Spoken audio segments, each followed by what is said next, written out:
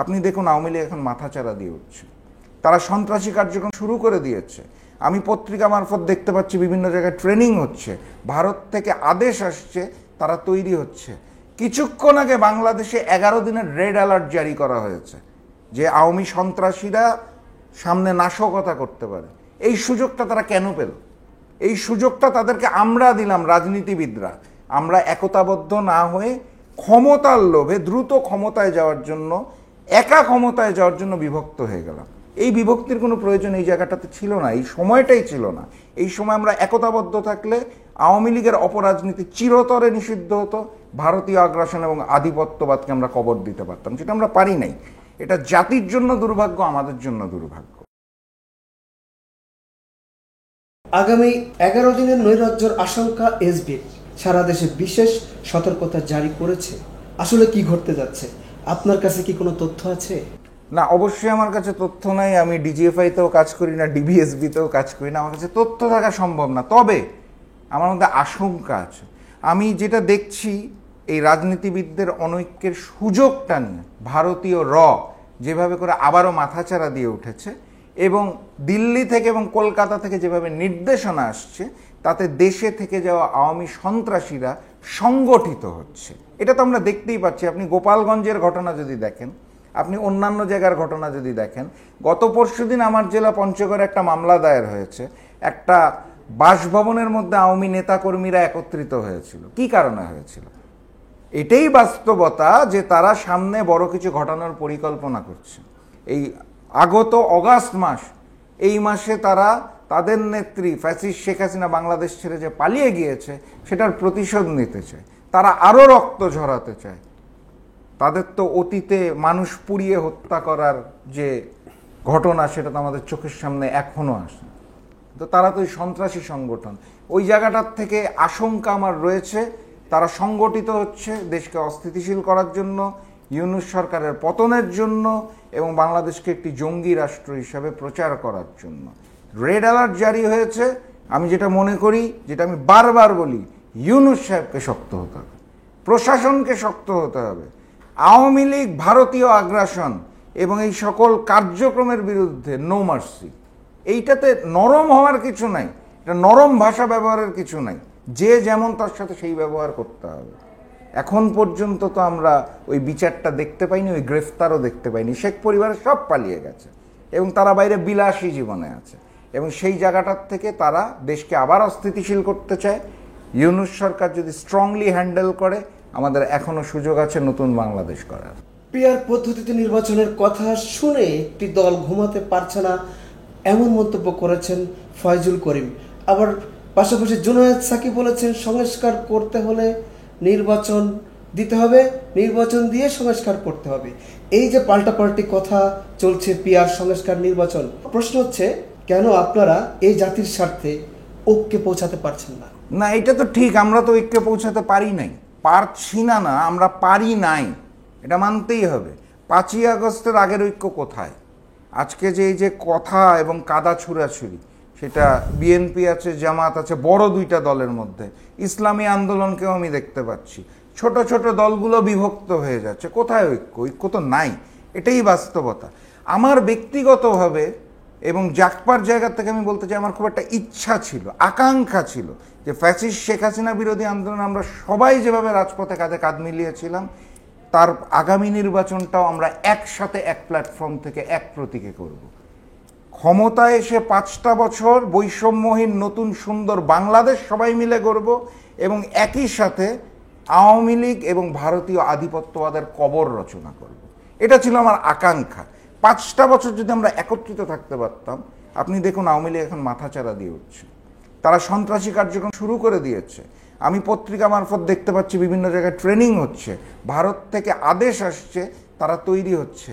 কিছুক্ষণ আগে বাংলাদেশে 11 দিনের রেড অ্যালার্ট জারি করা হয়েছে যে আওয়ামী সন্ত্রাসীরা সামনে নাশকতা করতে পারে। এই সুযোগটা তারা কেন পেল? এই সুযোগটা তাদেরকে আমরা দিলাম, রাজনীতিবিদরা। আমরা একতাবদ্ধ না হয়ে ক্ষমতার লোভে দ্রুত ক্ষমতায় যাওয়ার জন্য, একা ক্ষমতায় যাওয়ার জন্য বিভক্ত হয়ে গেলাম। এই বিভক্তির কোনো প্রয়োজন এই জায়গাটাতে ছিল না, এই সময়টাই ছিল না। এই সময় আমরা একতাবদ্ধ থাকলে আওয়ামী লীগের অপরাজনীতি চিরতরে নিষিদ্ধ হতো, ভারতীয় আগ্রাসন এবং আধিপত্যবাদকে আমরা কবর দিতে পারতাম, যেটা আমরা পারি নাই। এটা জাতির জন্য দুর্ভাগ্য, আমাদের জন্য দুর্ভাগ্য। এখন সামনে কি হবে সেটা হচ্ছে প্রশ্ন। কাদা ছোড়াছুড়ি তো চলছে। আমি সকল জাতীয় নেতৃবৃন্দকে আহ্বান জানাই, এখনো সময় আছে, একবার চিন্তা করে দেখুন একতাবদ্ধ হওয়া যায় কিনা।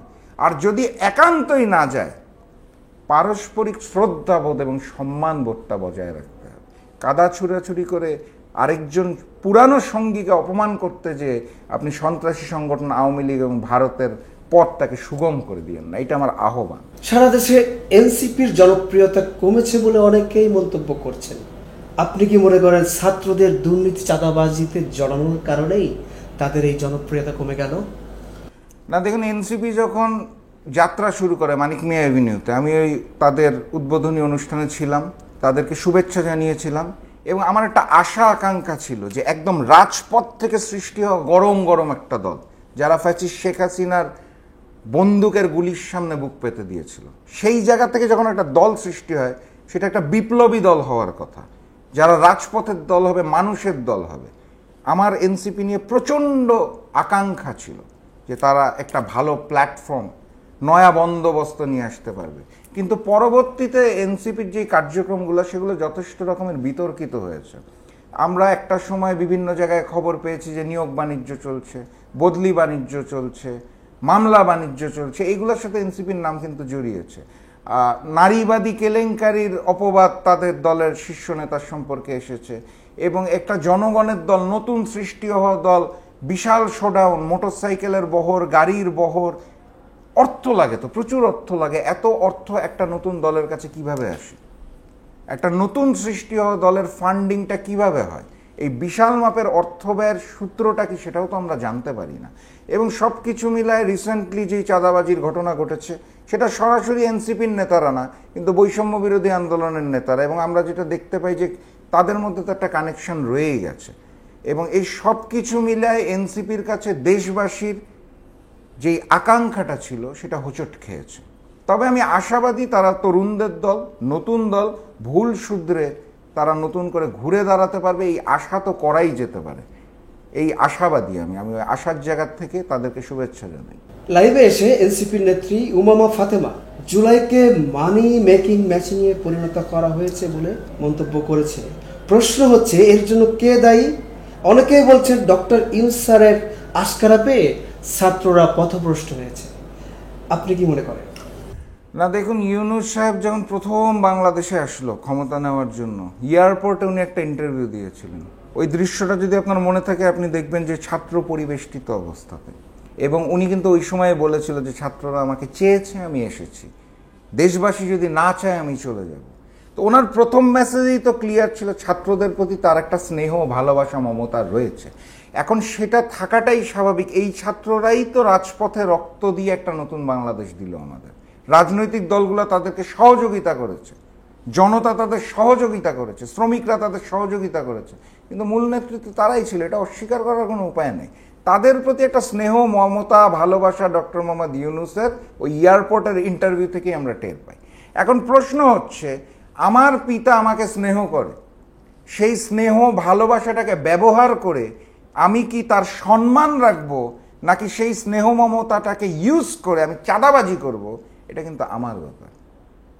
আমি স্নেহ, মমতা, ভালোবাসা সব কিছু পেয়েছি, ছাত্ররাও পেয়েছে, ইউনূস সাহেবের কাছ থেকে পেয়েছে, কিন্তু সেটাকে তারা কিভাবে ব্যবহার করবে, সেটা কি চাঁদাবাজিতে ব্যবহার করবে নাকি বৈষম্যহীন বাংলাদেশ গড়ার ক্ষেত্রে ব্যবহার করবে, এটা তাদেরও ব্যাপার।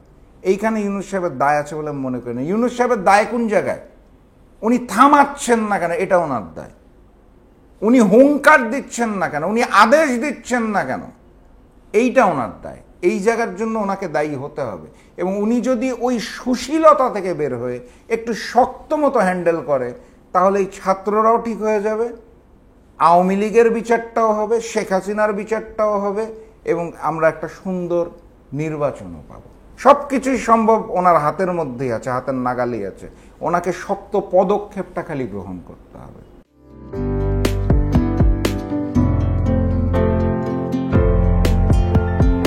পহেলা জানুয়ারি 2025 ইউটিউব জার্নালিজমের অগ্রদূত চেঞ্জটিভি.প্রেস 6 বছর পেরিয়ে পা রাখল গর্বিত আমি অত্যন্ত আনন্দিত হলাম যে চেঞ্জ টিভি আগামী কয়েকদিনের মধ্যেই 6 বছর পূর্ণ করবে।